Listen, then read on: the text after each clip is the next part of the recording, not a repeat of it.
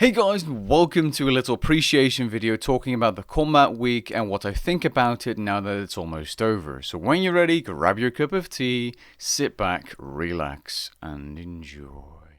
Now, before the week started, I didn't realize we were going to have unlimited overloads, even if you don't have overloads unlocked. Now, let's be honest, this was huge. Not only did players get access to overloads without having the herbal requirement and having to make them, they got access to overloads plus a potion reservoir in one click at the Lumbridge Crater. So this was amazing. Even for players that already had overloads unlocked, just clicking the overload dummy in Lumbridge Crater to get an hour of overload was extremely nice, and I hope to see this feature back again in a future combat week. Now, for the players that didn't have access to overloads, I hope you now understand why they're essential to getting into high level PvM or why they're so good. And I assume more players will be going for 96 Herblore the next double experience weekend, simply because they now realize how good overloads are and they want to get them. As for the no death costs, this again was great. Just for a week, this is completely fine, and it encourages people to try harder bosses because they now don't have to worry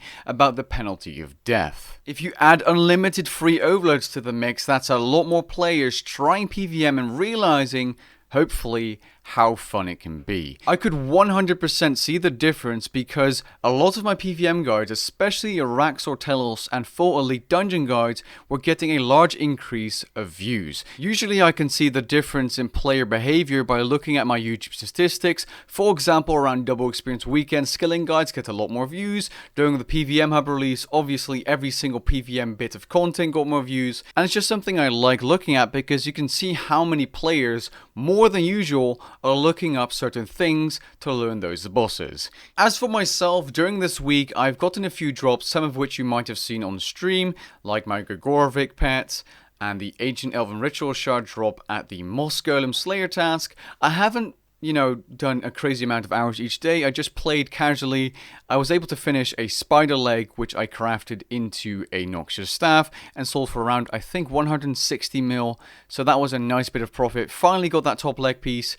I was quite some kills dry on getting that top leg piece, so it's safe to say I was really happy to finally finish another spider leg or complete noxious weapon, because I personally am more of a fan of instant GP drops, which is why I'm going to be doing a lot more next, because when you get a drop at next, for example, Torva plate legs, which I got a little while ago, it's instant GP, and with Rax you pretty much have to do one path over and over and over until you get that final leg piece, and there's sometimes days where you can't do the path and you really just don't feel like doing the boss because you don't want to get another spider leg piece, which you already have, which I did actually have happen to me. I got a middle leg piece, I think, at some point, so I guess I'm ready to go for another spider leg, which isn't bad because Rax is a good boss, but instant GP is definitely what I prefer from bosses. So something I might actually do is go for the next log, because next is just ridiculous GP.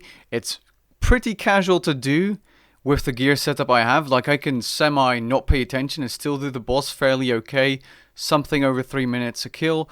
Not bad whatsoever. And if I want to do it even more casually, I'd do it duo, which I recently also did with the guy who helped me with my dungeoneering guide, which we didn't get any drops, but at least he's a little more acquainted to Nex now, and hopefully he's on his way to do a lot more solos. Because Nex is really one of those bosses that you can just keep doing and keep making money of, especially if you look at what the prices are for items right now.